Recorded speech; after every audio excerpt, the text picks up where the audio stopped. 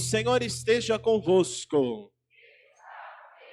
Proclamação do Evangelho de Jesus Cristo segundo Mateus. Naquele tempo, a fama de Jesus chegou aos ouvidos do governador Herodes. Ele disse aos seus servidores: é João Batista que ressuscitou dos mortos, e por isso os poderes miraculosos atuam nele. De fato, Herodes tinha mandado prender João, amarrá-lo e colocá-lo na prisão por causa de Herodíades, a mulher de seu irmão Filipe.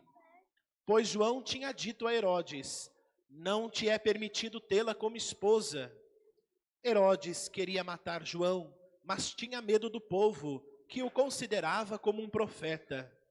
Por ocasião do aniversário de Herodes, a filha de Herodíades dançou diante de todos e agradou tanto a Herodes, que ele prometeu com juramento dar a ela tudo o que ela pedisse.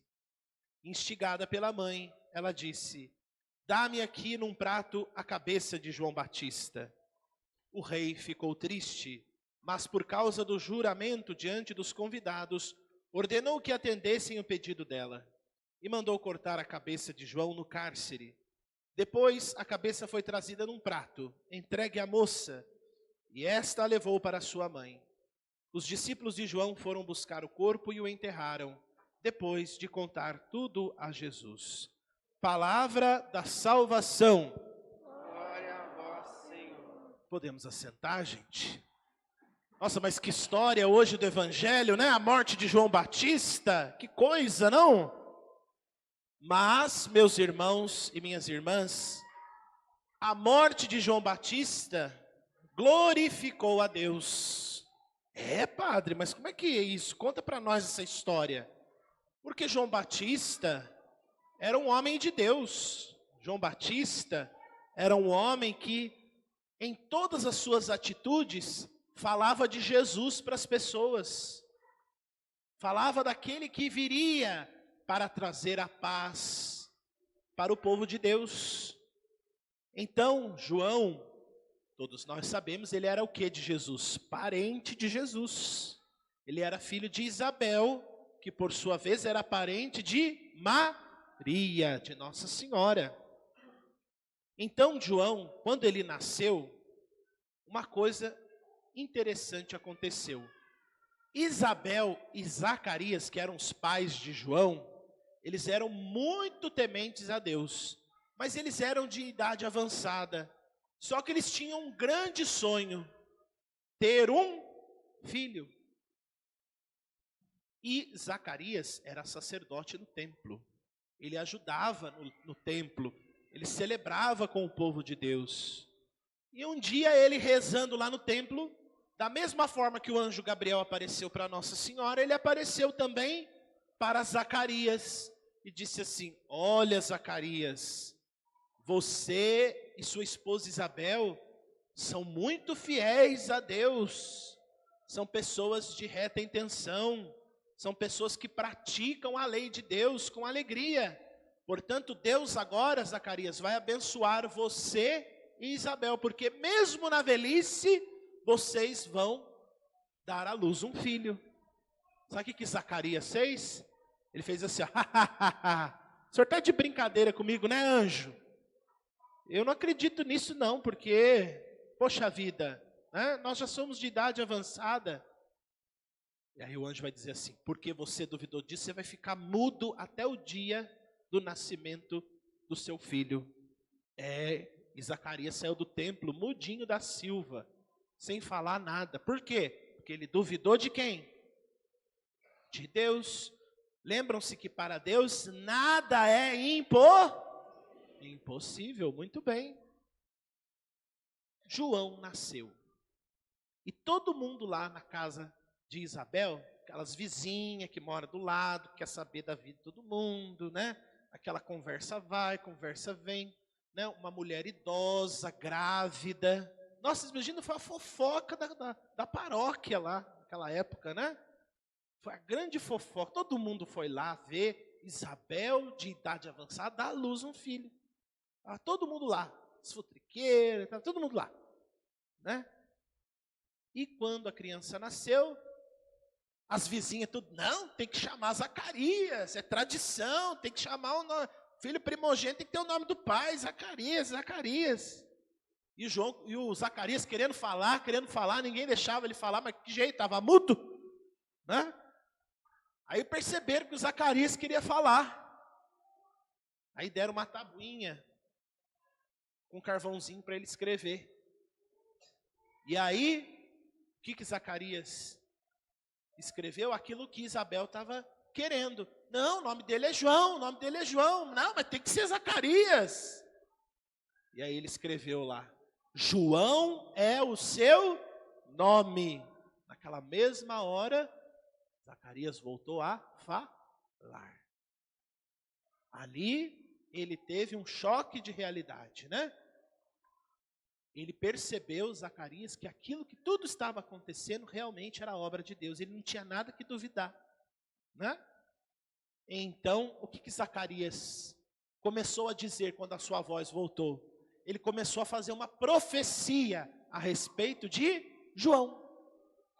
E começou a falar assim, bendito seja o Senhor Deus de Israel, porque a seu povo visitou e libertou, fez surgir um poderoso Salvador na casa de Davi, seu servidor. E tu, menino, serás profeta do Altíssimo, porque você vai na frente, menino, aplainando e preparando os caminhos do Senhor. Qual seria então a missão de João Batista, que tinha acabado de nascer? Seria o quê? Um profeta, que não adivinha as coisas, mas um profeta que vai à frente de Jesus, para que ele, no seu anúncio, na sua profecia, ele possa preparar os corações do povo para receber quem? Jesus. E foi exatamente o que aconteceu. Quando João Batista cresceu, ele deixou Zacarias, deixou Isabel, e foi viver uma vida radicalmente conforme a vontade de Deus.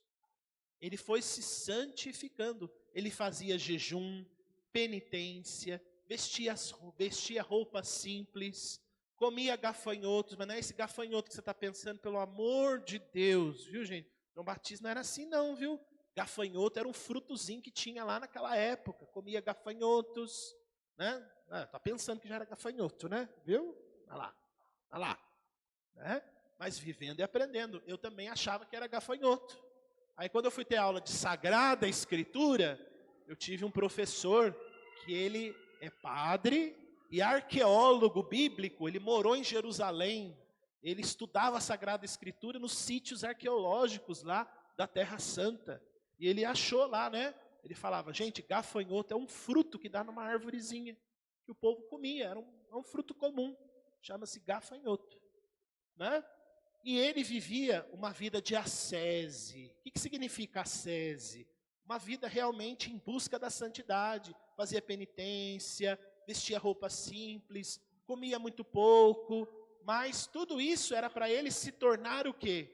Aquilo que Deus já havia profetizado, aquilo que Zacarias havia profetizado, porque Deus já tinha escolhido João Batista desde o ventre da mãe para ser o profeta do Altíssimo. E João fez isso de modo muito perfeito. Depois, quando ele atingiu a idade adulta, ele ia atrair um monte de gente. E ele falava assim, olha, que vocês preparem os seus corações, porque está vindo aquele que é mais forte do que eu. Está vindo aquele que realmente vai transformar muitos corações. Mas para isso a gente precisa o quê? Para conhecer Jesus, o que é necessário? É necessário nos convertermos dos nossos pecados. Por que os mestres da lei, os fariseus que não gostavam de Jesus, tramaram a morte de Jesus? Porque eles não tinham corações convertidos. Um dia Jesus disse para eles, vocês têm coração de pedra. Aqueles que são coração de pedra, incapazes de se converter, incapazes de escutar a palavra de Deus, esses não vão conhecer Jesus. Não achar que Jesus é uma pessoa qualquer, um homem famoso, como um monte de gente famosa que a gente conhece aí, né? E que às vezes não ajuda a gente em nada, né? Não é verdade? Só atrapalha, como diz o caipira, só atrapalha a nossa vida, né? Então, João Batista atraía multidões. E as pessoas, muitas pessoas acolhiam a mensagem de João Batista, se deixavam converter. E para esse sinal de conversão, o que João Batista realizava? Um batismo de conversão, um batismo ritual. Ou seja, aquele que era batizado por João Batista, este se comprometia realmente a estar preparado para a vinda de Jesus. Se convertia dos seus pecados e estava ali realmente à espera de Jesus. João Batista foi o único dos profetas que viu realmente Jesus, tocou em Jesus, a ponto de João Batista dizer: esse é o Cordeiro de Deus que tira o pecado do mundo. Então, João Batista viveu intensamente essa espera, e essa espera se concretiza, a missão de João Batista se concretiza no dia em que Jesus é batizado por João Batista. Jesus vai até João e se deixa ser batizado por João Batista. E a partir daquele momento, quando Jesus é batizado por João Batista, o batismo toma um novo sentido. Não mais um batismo ritual de perdão dos pecados, mas agora um batismo que nos incorpora como filhos e filhas de Deus. Todos nós aqui fomos batizados, né? Jesus é o autor do batismo, né? Quando a gente celebra o dia de São João, lá no dia 24 de junho, tem uma oração que diz assim: João Batista batizou o próprio autor do batismo, Jesus. E ali no batismo de Jesus, acaba a missão de João, porque tudo aquilo que João profetizou se concretizou em Jesus Cristo. E ali começa então a vida pública de Jesus. Jesus se manifesta, Jesus começa a missão do Pai de curar os doentes. Sua fama começou a se espalhar. Vocês perceberam? O evangelho de hoje começa dizendo que a fama de Jesus estava se espalhando. E o que aconteceu com João Batista? Foi preso. Foi preso por causa de Herodes. Sabe por quê? Porque nas pregações de João Batista, o que ele denunciava também? Corrupção, injustiça e tantos outros pecados dos quais o Herodes cometia, inclusive ficar com a esposa do seu irmão. Coisa feia isso, né? Só que muitas vezes as pessoas não estão dispostas a ouvir a verdade. Então, para fechar a boquinha do João Batista, mandou prender João. Mas uma coisa nos chama a atenção: Herodes não queria matar João. Sabe por quê? Porque às vezes Herodes ia lá escondido para escutar João Batista. Herodes gostava de ouvir João Batista, embora ficasse um pouco embaraçado com as coisas que ele falava, ou seja, as verdades, né, que João falava, né? Então, ele tinha também ao mesmo tempo medo, porque João Batista era um líder muito conhecido, né? Então ele ficou com medo do povo reagir contra Herodes. Então ele prendeu João Batista, deixou ele quietinho lá na prisão. Mas por causa da filha de Herodíades, o que acontece? Né? Ela pede para que João Batista seja morto. E foi o que aconteceu no final da história, né? Aparentemente uma história com um final triste, mas aparentemente, porque tudo aquilo que foi profetizado lá no começo por Zacarias, João Batista cumpriu isso fielmente. Ele cumpriu a sua missão de profeta. Ele fez tudo conforme a vontade de Deus. E para nós cristãos, a gente tem a consciência de que a morte é uma derrota? A morte é o fim de tudo? Por isso que o padre disse: a morte de João Batista glorificou a Deus, porque aqui neste mundo ele fez tudo o que era para ser feito. Fez com amor, fez com alegria. Por isso, a sua morte glorificou a Deus. Essa morte de João o fez santo. E agora ele participa da glória de Deus. Quem é fiel nas coisas de Deus, este realmente alcançará a glória de Deus. E nós também somos chamados a sermos como João Batista. Você, pai, mãe, você é chamado a ser um profeta na vida do seu filho. Ai, padre, profeta. Sim, você é profeta, eu sou profeta. Todo mundo aqui é profeta, porque no dia do batismo nós recebemos essa graça. E ser profeta é anunciar com coragem que Jesus é o Senhor. É anunciar com determinação, é educar na fé os filhos, para que realmente Jesus seja tudo para nós, como foi para João Batista. Que Cristo realmente seja a nossa meta, que Cristo realmente seja tudo na nossa vida, para que essa catequese, para que esse caminho que nós estamos fazendo juntos, como irmãos, como família, como paróquia, como catequistas, como padre, seja um caminho que nos aponte sempre para o único objetivo da nossa vida, que é Jesus, e que a gente nunca se perca desse objetivo, porque o mundo hoje quer oferecer outros objetivos para nós, outros caminhos aonde Deus não está, e nós precisamos, eu, você, todos nós vamos tomar aqui, vergonha, para que a gente assuma o nosso compromisso como cristãos, como catequista, como pai, mãe, avô, avó, tio, tia.